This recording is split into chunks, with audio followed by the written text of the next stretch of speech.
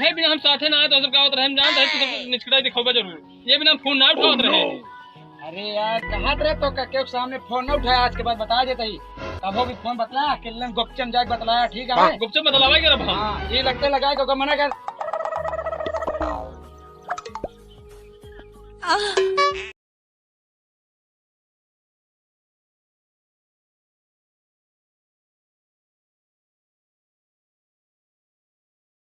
ना बड़ा नीच इतना बड़ा कुकुर तू है। हम जान रहे बे हम जा रहे तो तोर सके से संघर्ष छोड़ दे। कहाँ जाता है जा नहीं हो जेकर भाईल बाबिया उतना मजा मारी है।